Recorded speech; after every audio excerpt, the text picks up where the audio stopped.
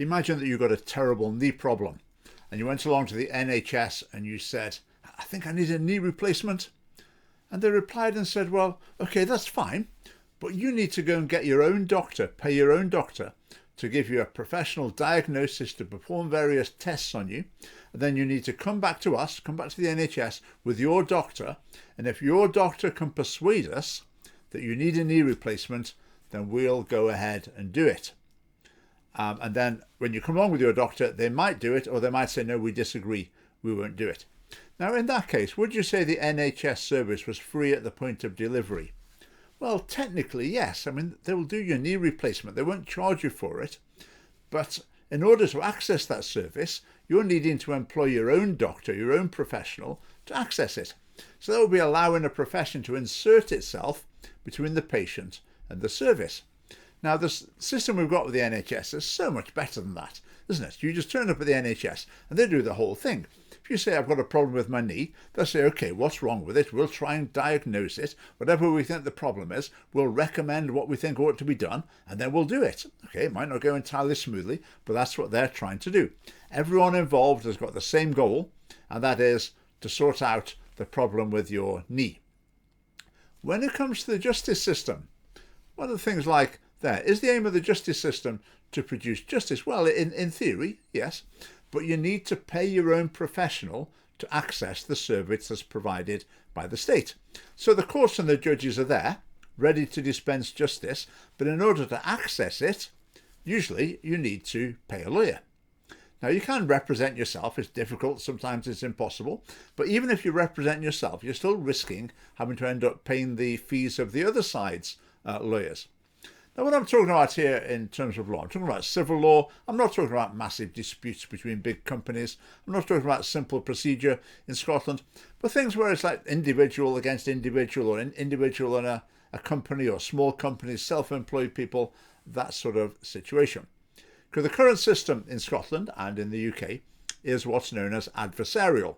The idea is that each side turns up at court with their lawyer, who makes their case, and the judge just acts as an umpire. The judge listens, makes sure the rules are followed, and then decides the outcome of the case. So in the courtroom there, you've generally got at least 3 highly paid legal professionals, and that generates a huge risk to the parties of having to pay the expenses for the other side. And often the legal expenses can dwarf the actual amount under dispute in the case. Now, is there an alternative to this system? Well, there is. There is an alternative. So instead of having the adversarial system, a lot of countries have an inquisitorial system in which the judge, or the sheriff it would be in Scotland, is proactive in explaining the law to the people, questioning witnesses, demanding evidence, investigating the thing him or herself. I don't mean going out and about with a magnifying glass. So the judge would think, right, I've understanding this case, I want to ask them a bit more. I want to see some more documents. I want to question this person. I want to speak to this person again. And so they're building up the whole picture of the case themselves, instead of sitting on the sideline while 2 competing lawyers try and present the 2 sides of the case. Now, in this case, again, the judge could offer advice throughout the case. If it got to the point after, say, a day, and the judge thought, oh, this case is hopeless, they're never going to prove this, then he could say that, and the case would probably be dropped. Or if the judge is thinking, right, this is at the stage where actually the verdict is clear, I don't need to hear anymore, then they could say that as well. So under this system, the mission of the judge would be to see justice done. Because currently the mission of the judge is to make sure it's played by the rules, and when it gets to the end, make a decision on the basis of what's been presented, rather than actually trying to make sure that justice is actually done through the whole of the case. Now, just to illustrate this, I've currently got a problem, a car repair company in England, a total bunch of crooks. So I've taken them to court, and I've won the court case. I was demanding some money, demanding a refund, and the judges said, right, you've won, they've got to give you the money back. But the people are a bunch of crooks, and they don't reply to any of the communications from the court. So what does the judge do in that situation? Well, he doesn't do anything. So the judge says, right, I'm saying this person has to pay you the money, and they just don't. So wouldn't it be great if the judge said, all right, okay, I'm going to take the next step. I'm going to make sure that justice is done. But that doesn't happen. So the judge says this is what needs to happen, and if it doesn't happen, well, the judge doesn't even know.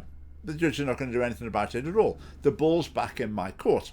Under the other system, the judge would make it their mission to take the next step until the wrong has been righted and justice has been done. Now, under this system, the judge's job is bigger. Maybe AI could help in some ways, but overall the expenses would be far lower. Still, maybe the loser of the case could pay the expenses, but it would be far, far lower.